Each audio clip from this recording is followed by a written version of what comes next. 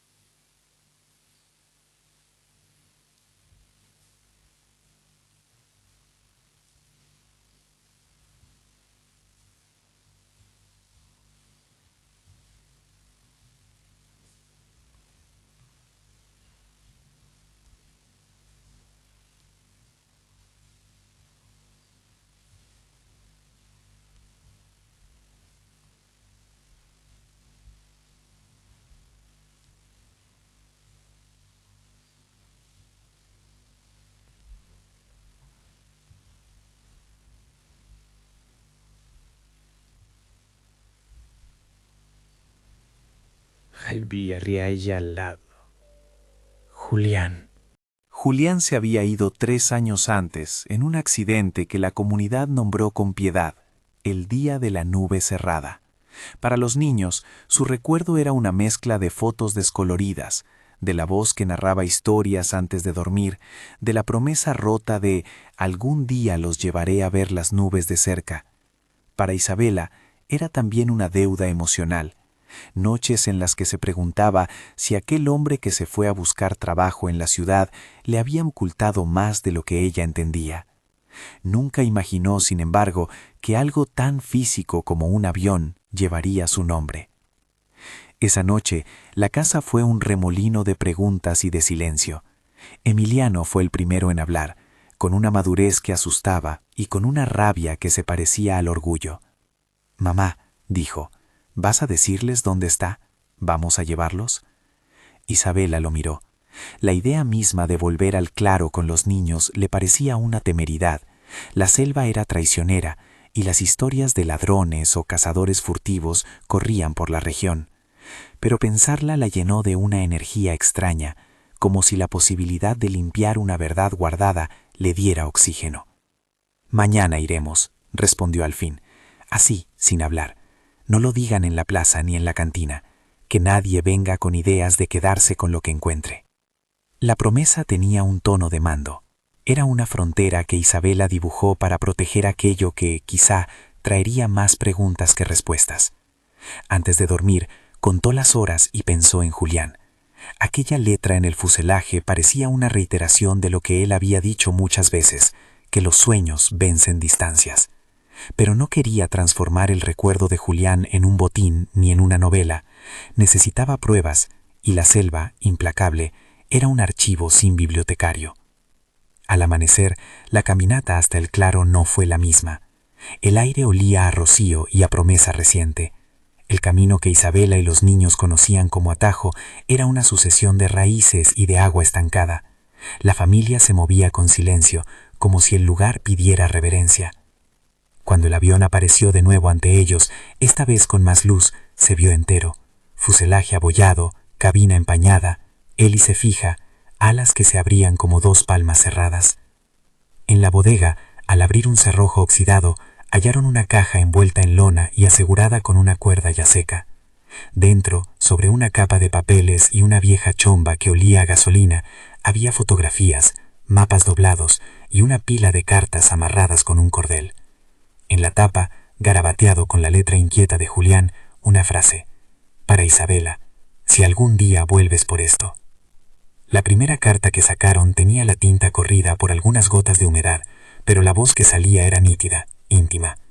Emiliano leyó en voz baja porque en su interior sabía que se debía a un rito: escuchar al hombre que ya no estaba. Isabela, decía la voz, si llegas a esto antes de que las dudas te ahoguen, quiero que sepas que cada paso lo di con la imagen de ustedes volando en la cabeza. No quise contarte porque sabía que cuando los sueños se vuelven cuentas, se multiplican las deudas, y yo no quería eso sobre ustedes. Compré este avión a plazos, con reparaciones que harían sudar a cualquiera. Lo escondí, porque aquí, lejos de miradas, podía soñar sin que nadie me dijera que era locura. Si lo encontraste, es que el recuerdo nos alcanzó. Perdóname por el silencio. No te pido que me entiendas, solo que me recuerdes con algo de risa cuando el viento te toque en la cara. La letra se detenía en un garabato. Isabela apretó la hoja hasta que los bordes se amarillaron. Esa voz en primera persona, la voz de Julián, no solo llenaba huecos, los cosía con ternura. Hablaba de la compra, de las piezas halladas en ferreterías de paso, de un viejo mecánico que había aceptado trabajos en negro, de noches en que Julián volvía con manchas de grasa y una sonrisa que olía a gasolina. Había en la carta confesiones de orgullo y miedo, orgullo por pensar que su nombre podría figurar en las alas de algo que llevara a sus hijos a ver el mundo, miedo a la sensación de traición a Isabela por mantenerlo en secreto. Mientras leen, la comunidad comienza a enterarse. Un hombre que cazaba cerca y vio la familia retornar fue quien por pura curiosidad tocó el borde de la noticia. En un pueblo pequeño, las voces se propagan más rápido que la lluvia. En la plaza, frente a la panadería, la noticia se transformó en rumor. Un avión con el nombre de Julián Moreno está en la selva. A veces el rumor se viste de admiración, otras de amenaza. Por la tarde, alguien llamó a don Esteban. Don Esteban era un hombre seco como una tabla. Sus manos estaban curvadas por la herrumbre de toda una vida dedicada a metales que hablaban en chirridos. Había trabajado con aviones pequeños, cuando la aeronáutica no era solo una palabra ajena, y aunque sus rodillas protestaban, su vista todavía podía leer un número de serie a 10 metros.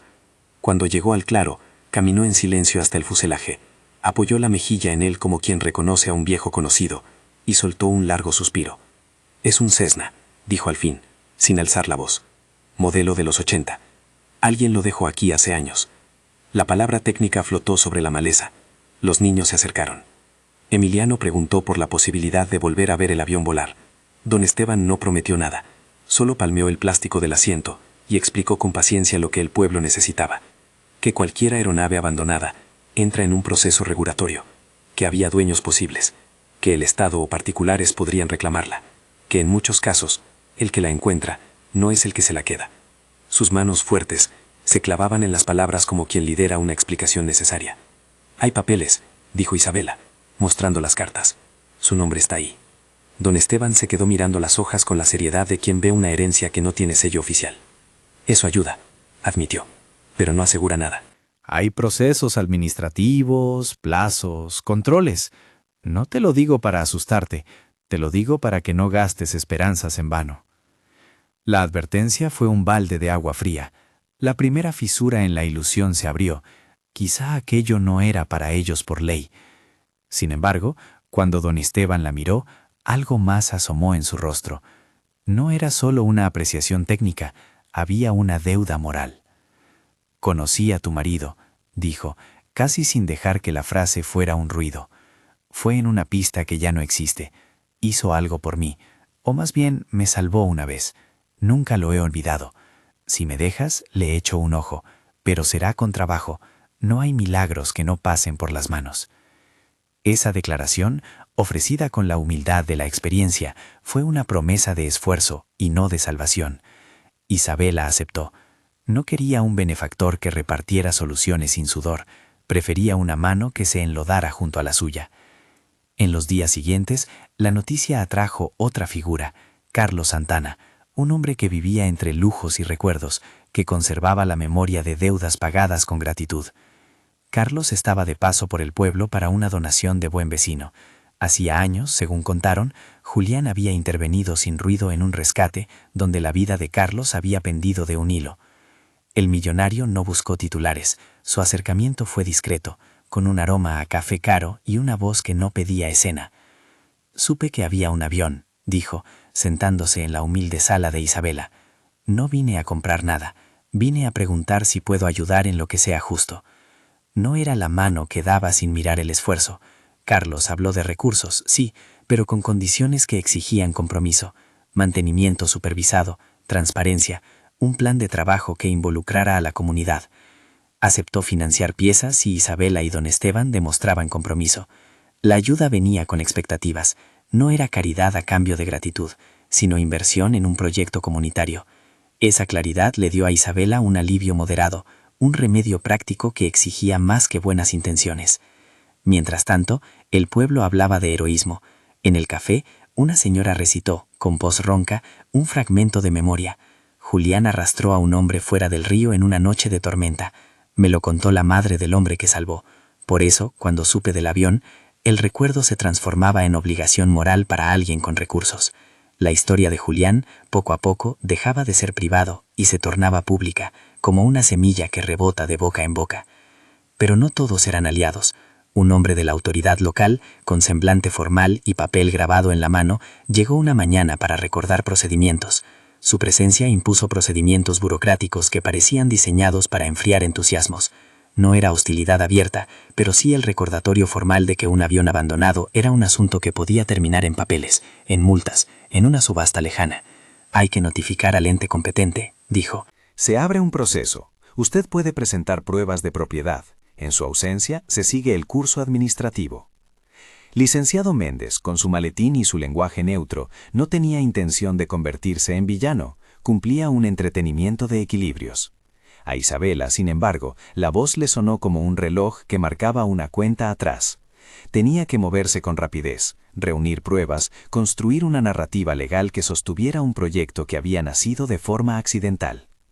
Entretanto, la caja siguió entregando secretos. Un sobresellado, separado del resto, estaba marcado con una frase que hizo que el pecho de Isabela se cerrara. «Para cuando el miedo sea fuerte». Bajo esa rúbrica había otra carta, más larga, escrita en tinta y con una voz que no pedía perdón, sino comprensión. Emocionada, Isabela la desplegó y comenzó a leer en voz baja. «Isabela», decía Julián, «si estás leyendo esto quiere decir que la vida te puso frente a algo que escondí para protegerte y quizá también para protegerme a mí mismo. No quise decirte que trabajaba con aviones porque no quería que mi propia inseguridad se hiciera una carga para nuestra casa. No eras menos madre por no saberlo, eras más intacta. Yo quería darte alas antes de que el mundo nos las rompiera. Si todo esto parece una traición, recuérdame por lo que tuve de bueno. Creer que nuestros hijos podían mirar las nubes sin pagar con la esperanza.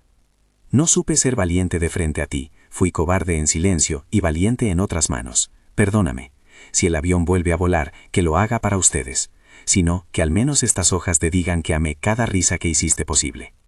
La carta era una colada de confesiones. Julián hablaba de su tiempo en la Fuerza Aérea de forma tangencial, de misiones donde la oscuridad se comía radios y donde el valor era una moneda que no siempre podía gastarse en casa.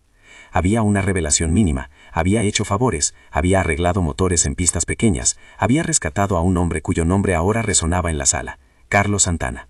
Julián había pagado con discreción un favor que años después cobraba su propio regreso como préstamo de honor.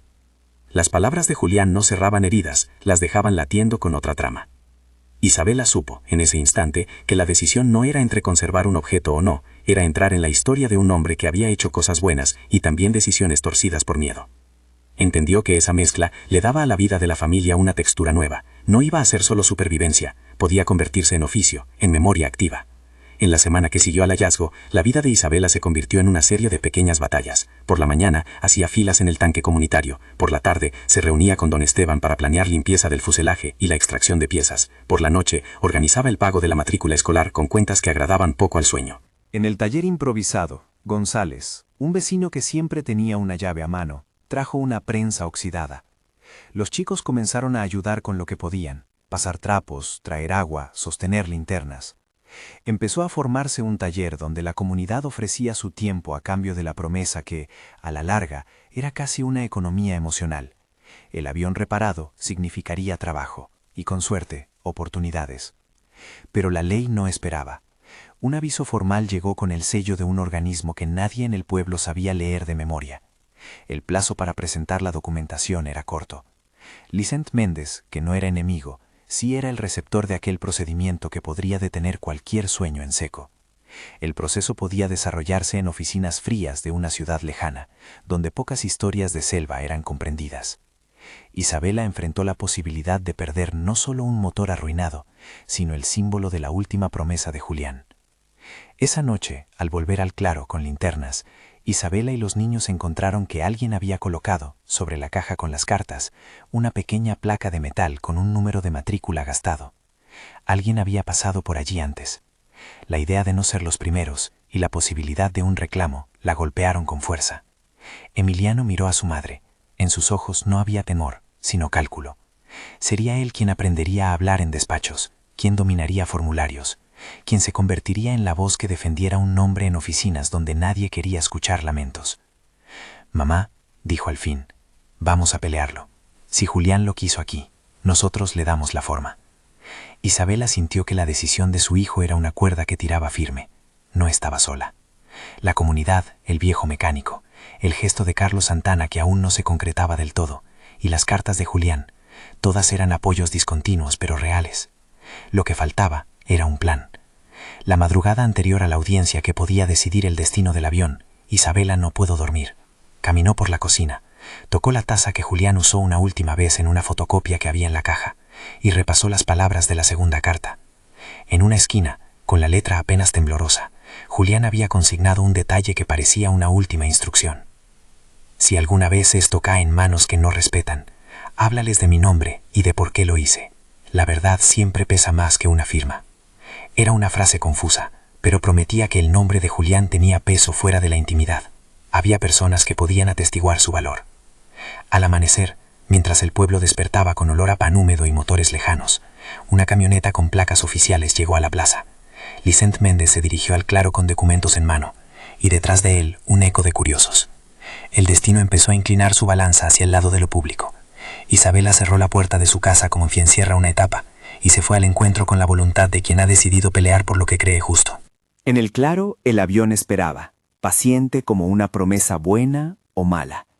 Don Esteban, con la camisa manchada de aceite, se apoyó en el borde de una de las alas como quien medita un diagnóstico. Carlos Santana apareció con una carpeta que olía a cuero nuevo. Su presencia forzó un silencio respetuoso. Licent Méndez abrió su maletín y con una voz que intentaba ser neutral, explicó el procedimiento. Había un registro a verificar, un reclamante anónimo que había puesto en marcha el proceso, un plazo que debía respetarse. El pueblo contuvo la respiración. Emiliano, parado junto a su madre, sintió que todo aquello se concentraba en una palabra: pertenencia. El diálogo oficial fue largo, técnico y por momentos frío.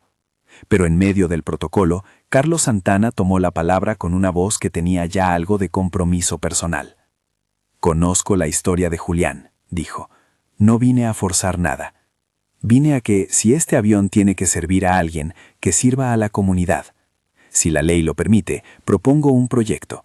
Mantenimiento, capacitación, una escuela de vuelo pequeña que dé becas. Puedo poner los recursos iniciales, pero quiero que sean ustedes los que trabajen. No busco comprar el recuerdo, busco multiplicarlo». La propuesta, meditada, fue una brizna de posibilidad. Licent Méndez tomó nota y aclaró que cualquier plan debía respetar el proceso administrativo. Nadie estaba fuera del reglamento, y aquello era exactamente lo que Isabela tenía y esperaba, una oportunidad que exigía trabajo y papeles, no milagros. Para cerrar la jornada, alguien del pueblo sacó el mapa que estaba en la caja y lo extendió. Trazos y marcas señalaron pistas abandonadas, talleres olvidados, nombres de aeródromos. Era un plano de posibilidades. Entre las hojas apareció otra carta, la tercera, menos formal, con fragmentos de Julián que hablaban de una habilidad que tenía y que él había querido que no fuera un secreto, sino una herencia. No temas a las máquinas, decía en un tramo. Si te falta algo, apréndelo. No es vergüenza, es oficio. Isabela guardó esas palabras como quien recoge una herramienta. Sabía que la batalla por el avión implicaría aprender más de lo que imaginaba: mecánica, papeleo, pilotaje. Y también sabía que el resto de la historia exigiría tiempo y fallos. Aceptó entonces, con el cuerpo tenso pero el ánimo decidido, que su vida daría un giro hacia lo que Julián había querido. No solo ver nubes, sino construir el camino para que otras las vieran. Al caer la tarde, cuando las sombras de la sala se alargaron como manos protectoras sobre la maleza, Isabela se quedó un momento apoyada en el fuselaje.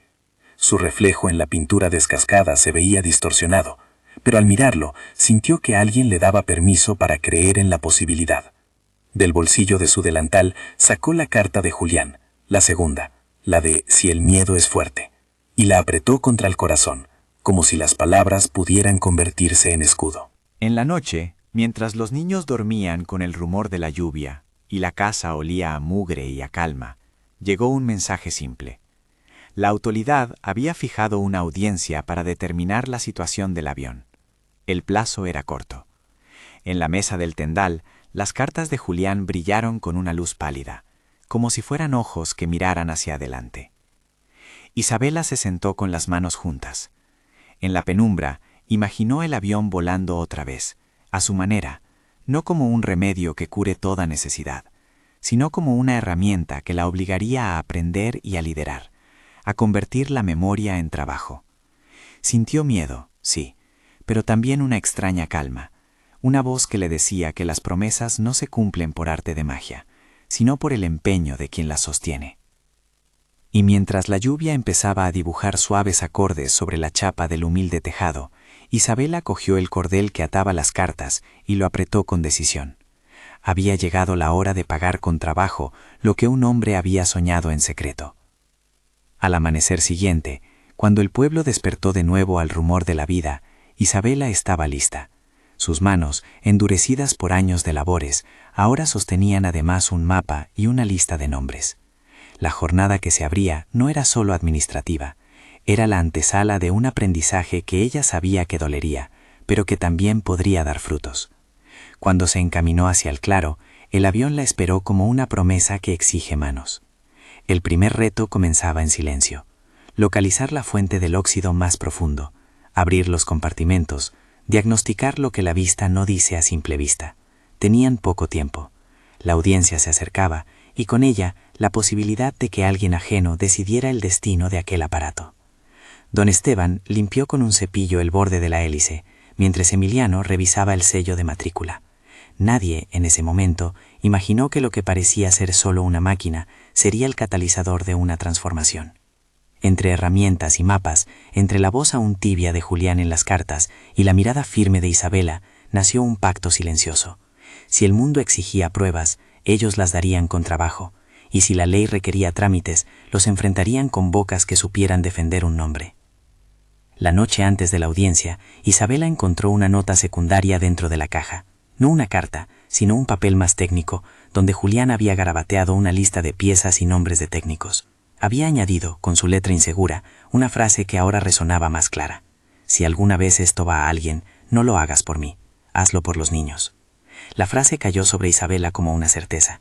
La defensa no era por orgullo ni por ego, era por el futuro de los hijos, que aún pequeños aprendían a leer el mundo.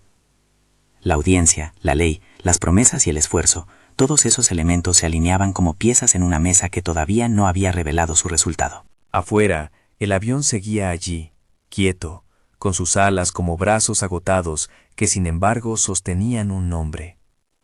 Dentro de Isabela, algo había cambiado. La viudez ya no era solo ausencia, era una plataforma desde la que construir. El camino sería arduo y el tiempo apremiaba, pero por primera vez desde la muerte de Julián, ella sintió que el próximo paso dependía de lo que ella hiciera con sus manos y con las voces de su familia. La decisión estaba tomada. Ahora quedaba esperar la hora en que la balanza se inclinara.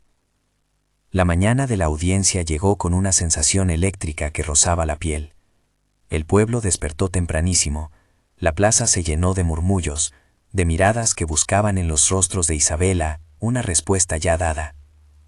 Ella se puso la única blusa que no tenía mancha de aceite, se ató el cabello con la misma cinta que usaba cuando cosía tarde en la noche, y junto a Emiliano se dirigió al claro. El avión parecía más grande con el sol encima. Las sombras de sus alas dibujaban figuras sobre la tierra húmeda. Licenciado Méndez llegó puntual, con carpetas y formularios. Don Esteban apareció cojeando, con las manos sucias y una toalla alrededor del cuello, y Carlos Santana, con la mirada más apacible que ostentaba, ocupó un lugar discreto detrás de Isabela. Hubo un silencio que nadie se atrevió a romper, hasta que Emiliano, con voz firme, pidió la palabra para presentar las pruebas de posesión, las cartas de Julián, las fotografías, la lista de piezas que el propio Julián había dejado documentada, y el mapa con pistas donde se explicaba cómo había llegado hasta allí. La técnica de los papeles funcionó como puente. Licenciado Méndez revisó, anotó, pidió aclaraciones. Un representante del ente competente propuso una inspección y el registro de los actos. Un reclamante anónimo, hasta entonces una sombra, estaba presente por escrito, aunque nadie lo había visto. La posibilidad de que el aparato pasase a manos de terceros seguía latente. Pero en la negociación, la intervención de Carlos fue decisiva. No con dinero que anulara el proceso, sino presentando un proyecto coherente, con cronograma, con un plan de mantenimiento y de uso comunitario. Si la ley lo permite, dijo Carlos con calma, propongo que este avión sea resguardado mientras se hacen los trámites, y que su restauración se financie parcialmente con los recursos que ofrezco, pero bajo la gestión del pueblo y con el compromiso de generar formación para jóvenes.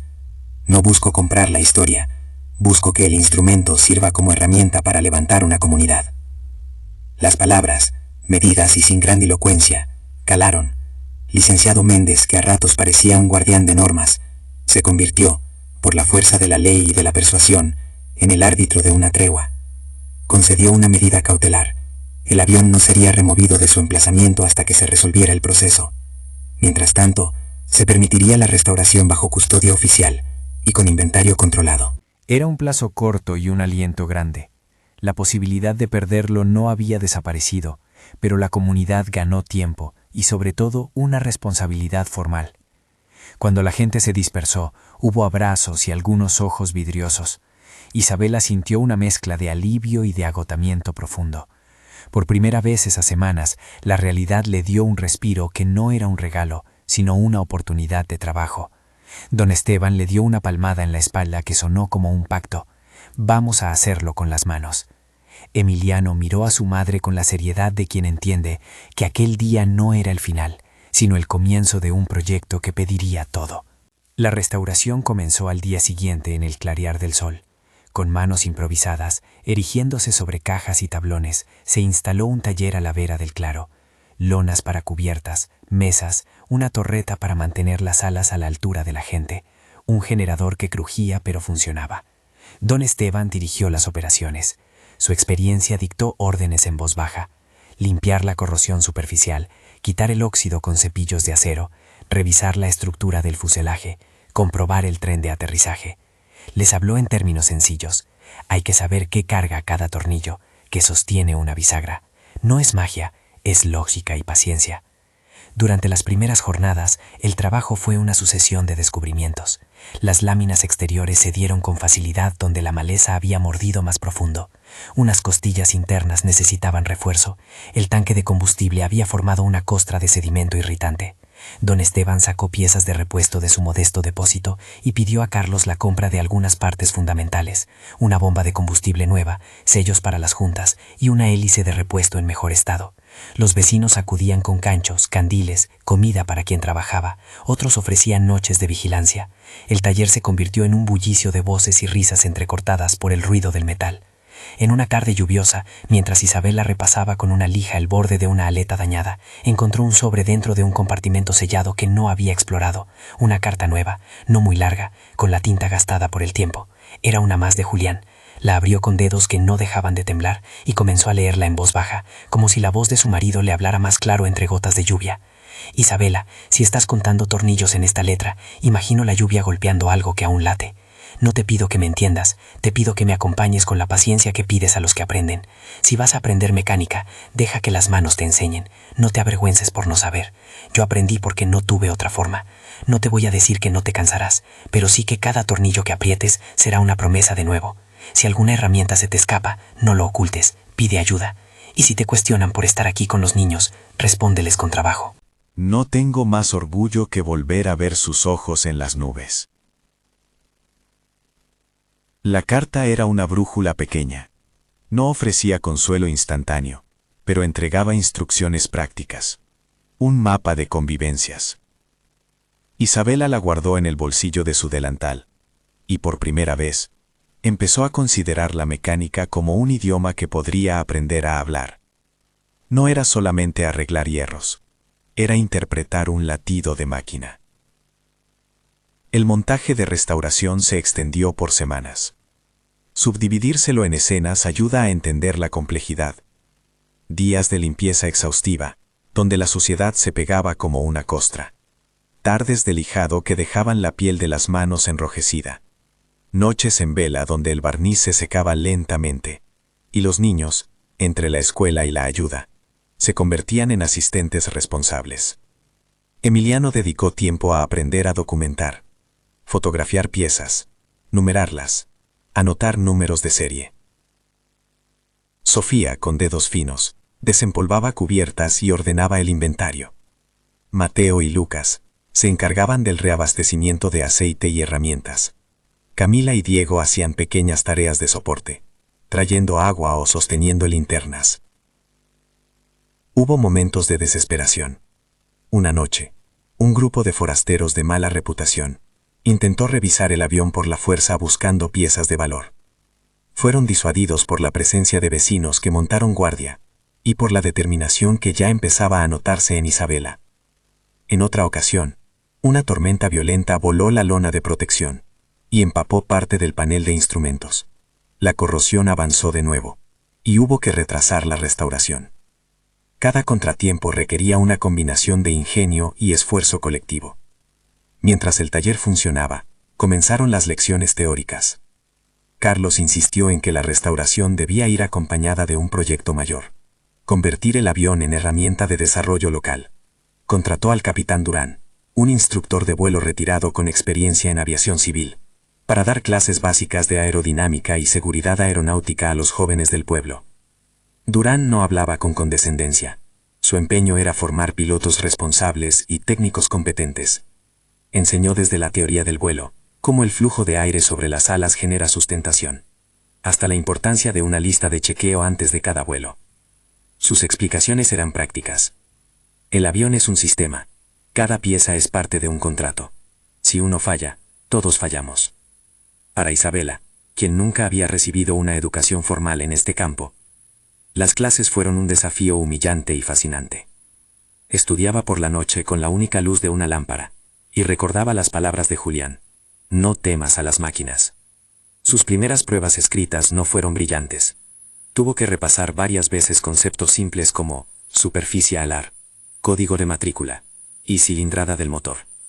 Durán la observaba sin juicios, y le explicaba con calma cuando fallaba. Poco a poco, lo que al principio era un vocabulario ajeno, se fue convirtiendo en una lista de hábitos: inspeccionar cables, escuchar el tono del carburador, sentir la vibración del motor con la palma. El proceso incluyó prácticas en tierra, rodaje del avión por una pista improvisada en un claro cercano, familiarización con el tren de aterrizaje, pruebas de motor al ralentí.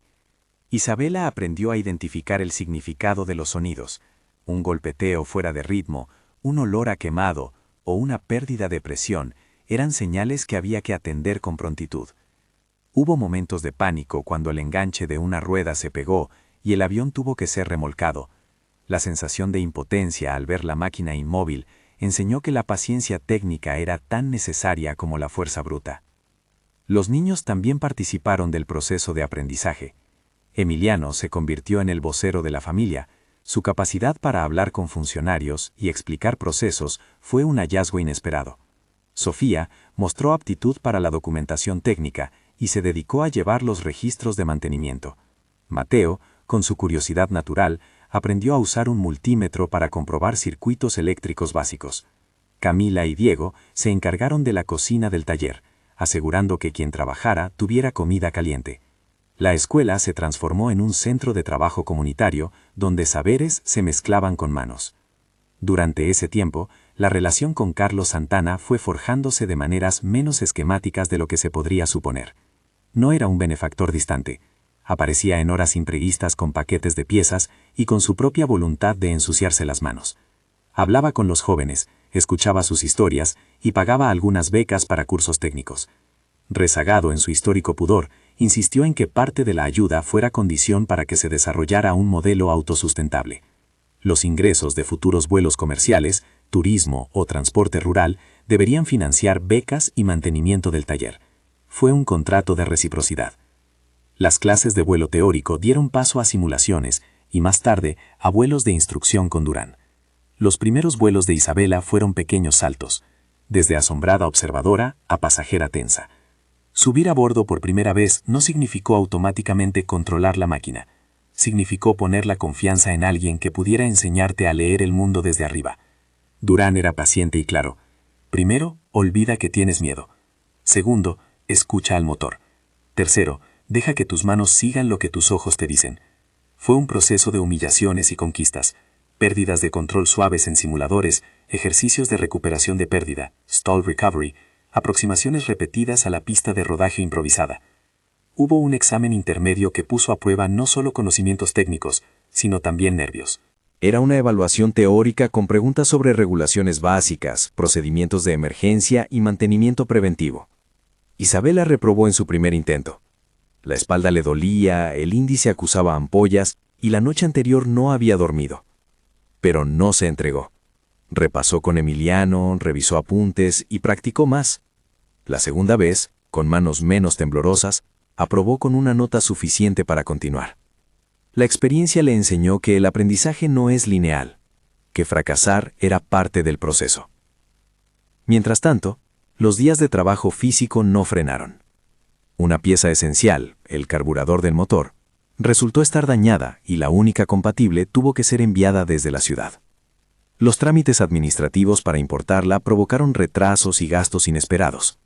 El pueblo organizó una feria de apoyo, venta de comida, rifas de artesanías, una caminata de recaudación de fondos. La actividad reunió a la gente alrededor del propósito y, más importante aún, reforzó el orgullo colectivo. Don Esteban, que siempre había sido recio, fue sorprendiendo con zonas de ternura. Invitaba a los niños a aprender a usar una llave inglesa con paciencia y contaba historias de viejas pistas mientras las manos enseñaban. Las tensiones personales también afloraron. En una tarde intensa, cuando la presión por obtener resultados legales se hacía sentir, llegó el ofrecimiento de un intermediario, un comprador dispuesto a pagar una suma considerable por el avión, tal cual, sin preguntas ni compromisos. La oferta fue tentadora. La familia estaba cansada, y algunos vecinos pensaron en aceptar para saldar deudas urgentes. Isabela, sin embargo, pensó en la carta donde Julián pedía que, si algo se hacía, se hiciera por los niños. Reunió a la familia y habló con calma. No lo haremos por orgullo, sino por futuro. Si vendemos ahora, lo que llegue será de corto aliento. Para lo que quiero, necesito que esto sirva a otros también. Fue una decisión que no cayó como un acto heroico. implicó privaciones y la renuncia a alivios inmediatos. En el taller, hubo una noche especial en que Isabela encontró una vieja foto de Julián en uniforme, sonriendo con un casco bajo el brazo. Era uno de esos retratos que no buscaban posturas heroicas, sino la cotidianeidad de un hombre que sabía mirar adelante. Un flashback breve se instaló en su mente. Julián en una pista embarrada, con radios apagados por la tormenta, sujetando a un hombre al borde del agua. Otra imagen de él arreglando un motor a la luz de una lámpara, la suciedad en las uñas. Esos retazos se integraron a la historia que la comunidad reconstruía, y fortalecían la figura de un hombre que había vivido entre el coraje y la decisión silenciosa. El aprendizaje llegó a un punto decisivo, la fase de vuelo de instrucción real. Durán exigía horas de vuelo en doble mando antes de permitirle a Isabela el examen final. Subir al avión y tomar los mandos por primera vez fue un acto de fe en sí mismo. La secuencia fue precisa. Antes del despegue, la lista de chequeo. Encendido del motor. Control de instrumentos. Carrera de despegue. Ascenso en ángulo. Estabilización del vuelo de crucero. Isabela sintió la vibración del motor en el pecho, como si fuera un latido compartido. El mundo desde arriba revelaba líneas y texturas. Los campos, las huellas de caminos, las nubes que parecían mantas extendidas. Ella pensó en las letras de Julián. Que los niños vean las nubes. En ese instante, la promesa se transformó en visión. La prueba de vuelo final no fue un ejercicio teatral.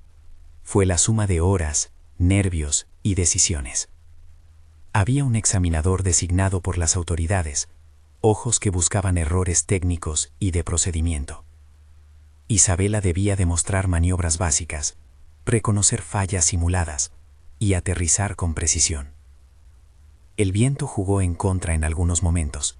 La aproximación final tuvo una ráfaga lateral que puso a prueba su control. En un instante de tensión, la aeronave dio un pequeño cabeceo. La memoria muscular y las lecciones de Durán guiaron sus reacciones. Ajuste del timón, corrección del cabecero y una suave aplicación de potencia.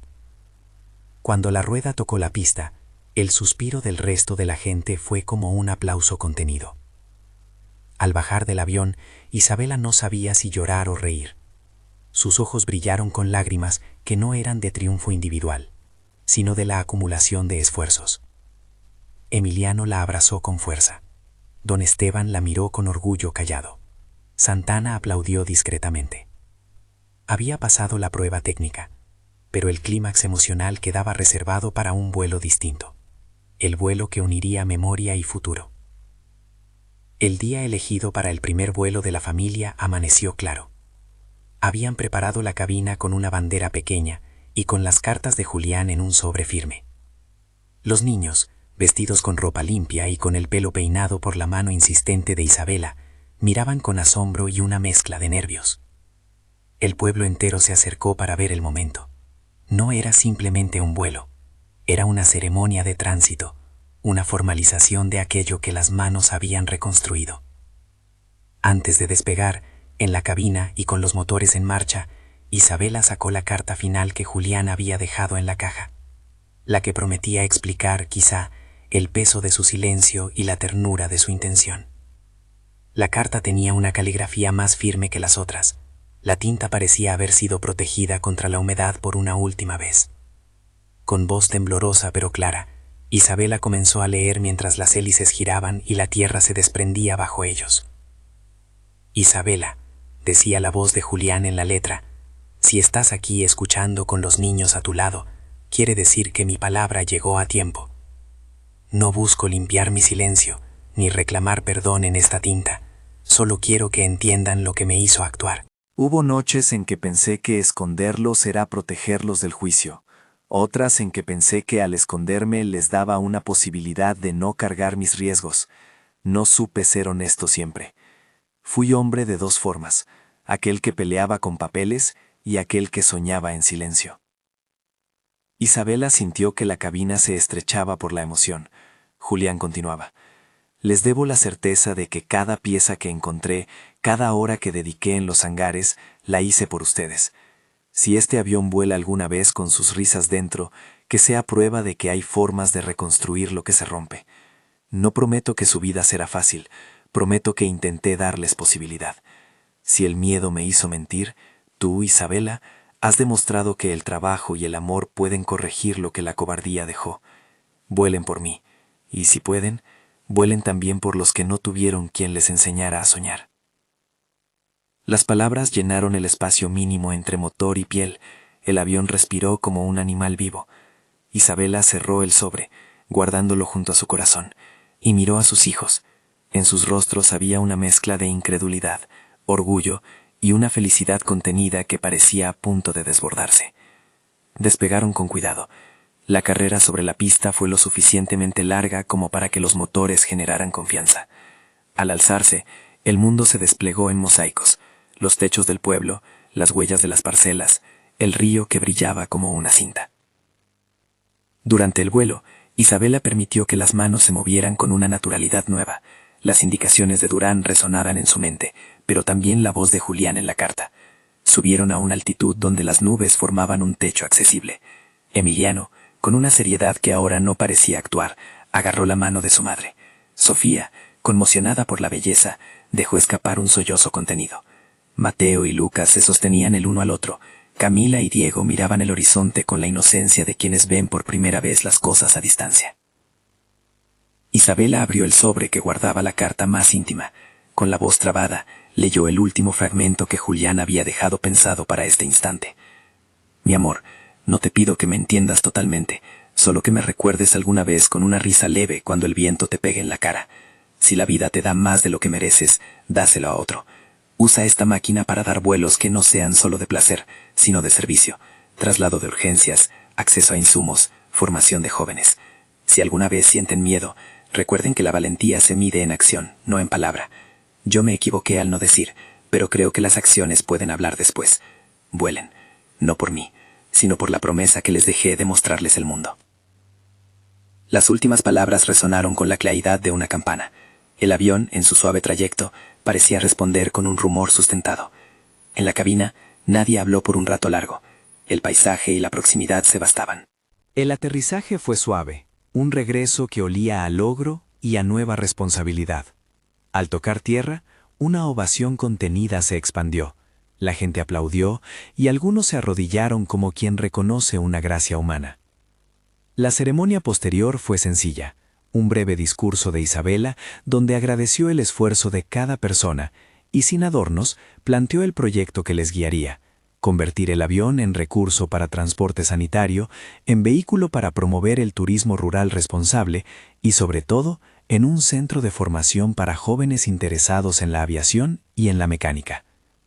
Carlos Santana y Lan Esteban firmaron la creación de un comité de gestión que incluiría representantes del pueblo para garantizar transparencia y continuidad. Los meses que siguieron vieron al proyecto tomar forma. Se creó una pequeña cooperativa donde los ingresos por vuelos turísticos, servicios de enlace y traslados se repartían equitativamente entre los trabajadores, la manutención del avión y un fondo de becas. La Escuela Técnica de Aviación comenzó con pocas aulas improvisadas, con pizarras y con la paciencia infinita de Durán y don Esteban. Los primeros graduados fueron jóvenes del mismo pueblo, que con generosidad optaron por dedicar tiempo a enseñar a las nuevas generaciones. La iniciativa fue creciendo con la seriedad de lo que se sostiene en el tiempo. El avión, reparado y certificado, se convirtió en un símbolo tangible de la posibilidad colectiva. Las autoridades aeronáuticas eventualmente realizaron inspecciones y, conforme a los procesos, brindaron certificaciones básicas para operar en rutas reducidas. La gestión del mantenimiento fue profesionalizada. Se contrató un mecánico certificado que trabajaba en tandas con don Esteban, permitiendo que el viejo maestro transmitiera sus saberes antes de retirarse con honores. La escuela promovió becas para niñas y jóvenes de la región, dándole prioridad a estudiantes que no contaban con recursos. Se establecieron convenios con organizaciones que ofrecían cursos de formación técnica y con un centro de salud que utilizaba la aeronave para evacuaciones en casos críticos. Poco a poco, los vuelos ya no eran una excepción emotiva, sino una herramienta real de servicio. En cada graduación, Isabela se sentía menos dueña de un logro personal y más custodio de un bien social. Los hijos crecieron con responsabilidades y oportunidades. Emiliano estudió administración y tomó la tarea de gestionar el aspecto documental y financiero de la cooperativa.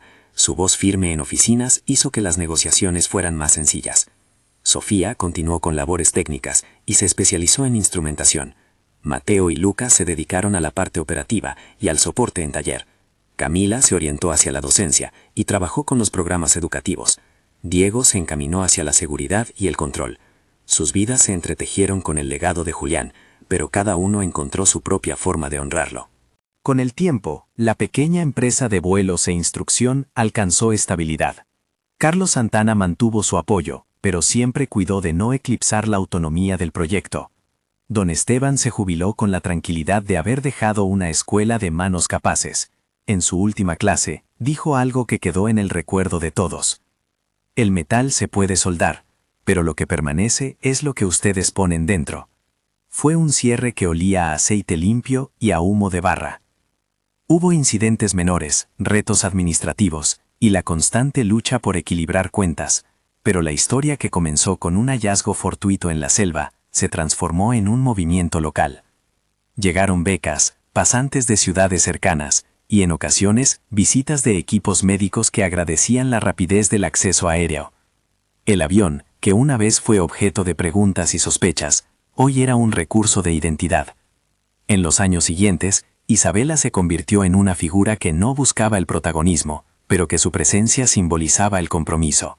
Su semblante había ganado arrugas de trabajo, y su voz conservaba la ternura que la había guiado desde el primer día. Cuando se sentaba en la oficina de la cooperativa y miraba la mesa con mapas, listas de alumnos y recibos, pensaba en la carta de Julián y en la oportunidad que, de manera improbable, le había dado la vida para redirigir un error hacia un bien mayor. En una tarde de invierno, años después del primer vuelo familiar, la escuela organizó una ceremonia de graduación. Jóvenes de pueblos cercanos asistieron. Algunos venían de contextos difíciles, y la vista de la pista les abría un horizonte que antes no existía. Isabela, invitada a hablar, no habló de su dolor ni de su sacrificio. Habló de trabajo y de la necesidad de sostener sueños con manos prácticas. Los sueños, dijo, no flotan por su cuenta, hay que empujarlas con fuerza y cuidarlos con el mismo empeño que ponemos en levantar una casa. Al terminar, un joven se acercó con un cuaderno en la mano. Había leído las cartas de Julián y le pidió permiso para nombrar una de las aulas en memoria del hombre que, con silencio, había iniciado todo. Isabela aceptó. Fue un gesto sencillo y al mismo tiempo un reconocimiento público a la complejidad humana. A veces la valentía se aprende en los errores. La compañía creció con prudencia. Se sumaron nuevas aeronaves y la escuela adoptó un programa de formación en mecánica aeronáutica para mujeres, con la intención de reducir brechas de género en un sector tradicionalmente masculino. La iniciativa funcionó. Las alumnas, numerosas, demostraron una destreza que rompía prejuicios y abría nuevas miradas. Isabela sonreía cuando las veía con manos de grasa, porque recordaba sus propias manos y la primera lija que sostuvo. En uno de los aniversarios del hallazgo, la familia organizó un vuelo conmemorativo. Subieron al avión original, ahora con pintura nueva, y el nombre de Julián repintado con respeto. Desde la cabina, Isabela miró a la tierra que la vio crecer como si releyera toda su vida con una perspectiva más alta. Los niños, ya adultos, la rodeaban. Emiliano la tomó de la mano y susurró: «Mamá, lo hiciste». Ella respondió con una risa contenida: «Lo hicimos». En el retorno, mientras las sombras bajas de la tarde pintaban el paisaje con tonos dorados, Isabela recordó su primer momento en la selva, cuando la palabra Julián aparecía en el fuselaje, y pensó en la cadena de pequeñas decisiones que convirtieron la sorpresa en proyecto. No fue un aumento de riqueza súbito, ni un milagro que lo resolviera todo. Fue una concatenación de acciones. Cartas que guiaban, manos que trabajaban, vecinos que defendían, un benefactor que apostó y una mujer que decidió sostener un sueño a pesar del cansancio. Antes de terminar ese vuelo conmemorativo, Isabela sacó otra vez, por costumbre, una carta pequeña que había llevado siempre en el bolsillo. La miró como quien mira una reliquia familiar y, sin leer en voz alta, recordó la última línea que Julián había escrito: «Vuelen por mí, y si pueden, vuelen por los que no tuvieron quien les enseñara a soñar». Ella, con los ojos puestos en el horizonte, entendió que la promesa no era de gloria personal, sino de servicio. El avión, en su rugido controlado, parecía asentir. La escuela continuó formando nuevas generaciones. Los alumnos que egresaban encontraban trabajo en aeropuertos regionales, talleres y compañías de transporte. Algunos regresaban al pueblo para impartir clases. El modelo económico se mantuvo sostenible. Las becas permitieron que familias enteras cambiaran su pauta de vida. El avión original, con el nombre de Julián, que ahora se leía con orgullo y sin embarradas de culpa, se convirtió en un símbolo vivo de una comunidad que supo transformar una sorpresa en un motor de cambio. En una tarde tranquila, varios años después, Isabela subió sola al avión. No era un vuelo oficial ni una ceremonia, era un momento íntimo. Había algo de ritual en encender el motor con manos que ya sabían cada llave y cada sonido. Al despegar, la ciudad quedó atrás como un mapa que ya no le pertenecía enteramente. Elevándose, pensó en los múltiples rostros que pasaron por su taller. Los niños que ahora eran jóvenes, don Esteban con su paso cansado pero digno, Durán con sus lecciones precisas, Carlos con su discreto apoyo y, por supuesto, Julián, cuya presencia había sido la chispa que encendió la historia. En lo alto, con el viento que golpeaba la estructura y el olor del aceite y la gasolina mezclándose con la libertad, Isabela sonrió.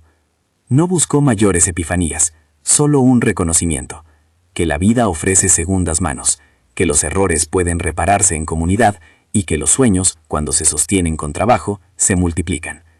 Al volver a la pista, sentada en la cabina y con el casco puesto, miró hacia abajo y vio los techos pequeños, las sombras largas y las huellas de caminos. En la distancia, sus hijos trabajaban en el hangar. Algunos se detuvieron y la miraron.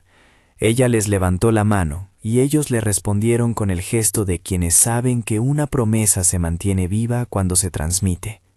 Y así, con la simplicidad de quien sabe que las grandes historias se sostienen en actos cotidianos, la vida siguió su curso. Días de escuela, de mantenimiento, de vuelos de emergencia resueltos con rapidez y de graduaciones que se multiplicaban. La comunidad creció, los niños aprendieron a mirar el cielo con libertad, y la memoria de Julián encontró su lugar, no como un juicio, ni como una carga, sino como un punto de partida que dio fruto. Si alguna vez alguien preguntó en el pueblo qué había cambiado todo, la respuesta no fue un nombre, ni un gesto único, fue un conjunto de acciones que empezaron con una mujer que volvió la vista hacia un fuselaje oxidado y decidió que la historia no sería un objeto olvidado. Fue la suma de cartas, de manos, de decisiones, de personas que, frente a lo inesperado, optaron por trabajar en lugar de abandonar. El avión que apareció en la selva no trajo riquezas mágicas, pero sí obligó a un pueblo a aprender a construir su propio futuro. Si alguien hoy visita el hangar, encontrará en una pared junto a herramientas una placa pequeña con el nombre Julián Moreno y una frase que Isabela pidió tallar: «Los sueños vuelan cuando hay manos que los sostienen». Debajo, a mano, alguien pintó una línea más: «Y cuando vuelan, traen a otros». Es la inscripción de una comunidad que comprendió que el legado no se guarda, se comparte. Si esta historia te llegó al corazón, compártela con alguien que necesita recordar que la dignidad se construye con trabajo y que los sueños pueden sobrevivir si alguien se atreve a sostenerlos. Suscríbete para escuchar más relatos que muestran lo que pasa cuando la fe se convierte en acción.